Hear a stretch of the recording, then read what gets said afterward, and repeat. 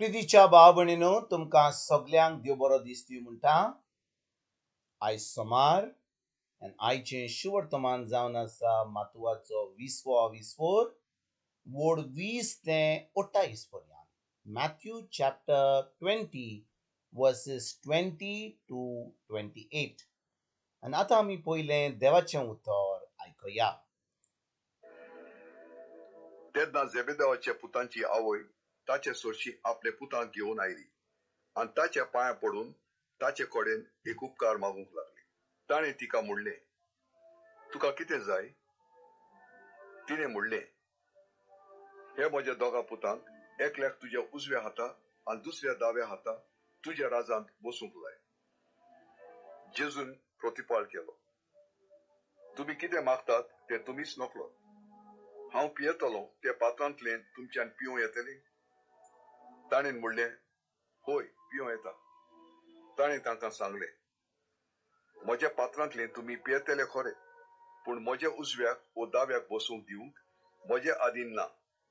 ते जागे म्हज्या बापान निर्मून दवरल्यात तांकां. हें आयकून हेर 10 जाण त्या दोगां भावांचेर चिडले. पूण जेजून तांकां आपणा सोडशें आपूण हाडून सांगलें, विदेशांमोदें तांचे अधिकारी तांचेर आपली पदवी जबरदस्तीन चलयतात म्हूण, आनी तशेंच तांचे वडील आपले सत्तेचो भार तांचेर घालतात म्हूण तुमी जाणोत. तुमचे मोदें अशें जावचें न्हय. ना, तुमचे मोदें कोण व्हडलो जावंक सोदीत तो तुमचो सेवक जावचो. तुमचे मोदें कोण पयलो जावंक सोदीत तो तुमचो गुलाम जावचो. अशेंच मनशाचो पूत हेरांक आपले चाकरेक लावंक येवंक ना. बोगोर हेरांची चाकरी करूंक आनी सोमेस्तांचे सोडवणे पासत आपलो जीव दिवंक आयला. प्रितीच्या भाव भयणीनो, आयज इग्रोज मात परब कोत्ता या जाकोबाची आनी जुवाची. आनी जेन्ना ही परब कोत्ता, हे दोग भाव आसले. जेन्ना ते जेजूचे पाटलावदार आसले, ते सजमले की तांकां व्हडलें पोजिशन मेळटलें. एकलो उजव्याक, दुसरो दावाक जेजूच्या राजवटीन बसतले आनी जेजू आतां व्हडलो पात्रांव जातलो आनी ते आतां त्या जेजूच्या उजव्याक आनी दावे हाटीक बसतले आनी के भाशेन राजवडकी चलयतले आनी अहें चिंतताले ते. आनी भाव भयणीनो, जेन्ना ते येतात आनी ताची आवय येता आनी तांकां असलें पोजिशन पासत तांकां मागता, जेजू म्हणटा, तुमी मोदें कोण पयलो जावंक सोदतीत तो तुमचो गुलाम जावचो. आयकात बरे भाशेन. तो म्हणटा, तुमचे मोदें कोण व्हडलो जावंक सोदीत तो तुमचो सेवक जावचो. तुमचे मोदें कोण पयलो जावंक सोदीत तो तुमचो गुलाम जावचो. अशेंच मनशाचो पूत हेरांक आपली चाकरेक लावंक येवंक ना, बोगोर हेरांची चाकरी करूंक आनी सोमेस्तांचे सोडवणे पासत आपलो जीव दिवंक येयला. भाव भयणीनो, जेन्ना आमी ह्या संवसारांत आसा, आमी खंयसरूय पडत जाल्यार आमी पळयता की मनशाक व्हडलें पोजिशन मेळपाक, दुसऱ्यांक आपल्या कामाक लावपाक, दुसऱ्या लोकांक आपली चाकरी करपाक हे मनीस येवजिता. आमी खंयसरूय वचों, ऑफिसान वचों, आमी गव्हर्नमेंटान वचों, आमी खंयसरूय वचों, थंयसर आमी पळयता की लोक आमकां लोकांची आदार जाय, आमकां लोकांनी आमची चाकरी केल्ली जाय. पूण जो कोण जेजूच्या राजान आसा, खरें जेजूचो पाटलावदार आसा, तो दुसऱ्यांक आपली चाकरी करपाक दिना. तो दुसऱ्यांची चाकरी करता. तो सदांच वेता आनी दुसऱ्यांची चाकरी करता, दुसऱ्यांक आदार करता. भाव भयणीनो, जेजू कितें म्हणटा, तुमच्या मोदें कोण व्हडलो जावंक सोदीत तो तुमचो सेवक जावचो. भाव भयणीनो, अहें आमी केन्ना चिंतता काय?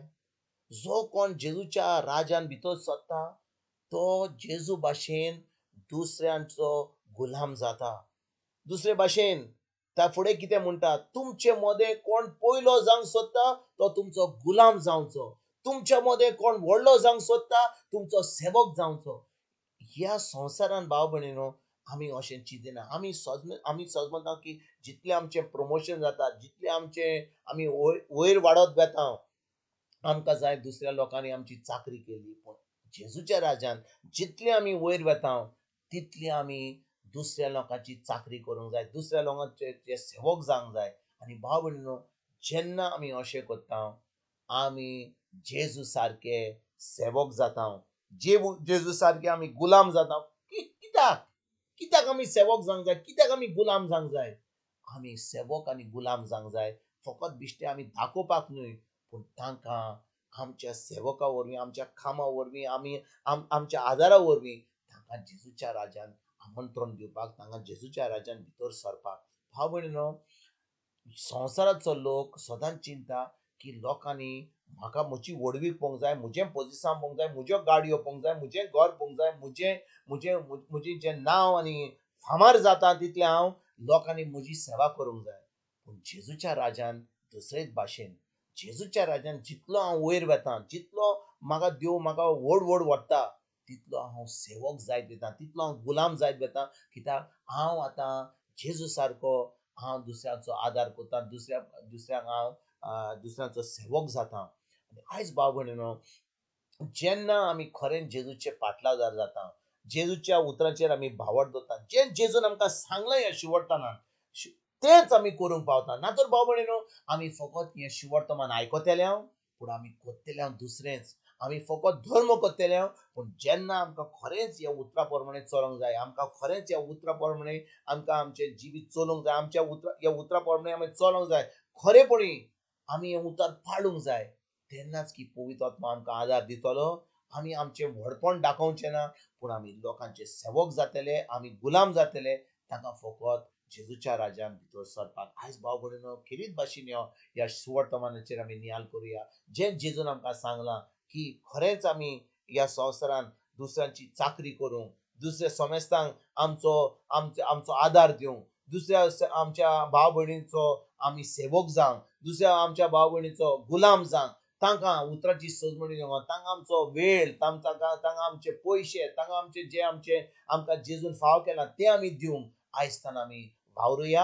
आनी खेरीत भाशेन जेजूचे पाटलावदार जाल्या म्हणून आमी आयज तान आमी फकत तांकां न्हय, पूण जेजूक दाखोवया की खरें आमी पाटलावदार म्हणून ताच्या उतरा प्रमाणे चलता म्हणून, आनी ताचें उतर सगल्यांक दिवपाक. आनी आमी खेरीत भाशेन जेजूचे पाटलावदार जावन दुसऱ्यांक ही बरी खबर दिवपाक आयज तान आमी सुरवात करुया. तुमकां आनी तुमच्या फॅमिलीक एक बरो दीस हांव येता, आनी परतून तुमचे कडेन उलोवपाक फाल्यां हाजीर जातलो. तुमकां सगल्यांक आमच्या सर्वंडरा जेजूची कृपा, आमच्या सर्गीच्या बापाचो मोग आनी पवित्र आत्म्याचो एकवट तुमकां आनी तुमच्या फॅमिलीक हांव आवडयतां.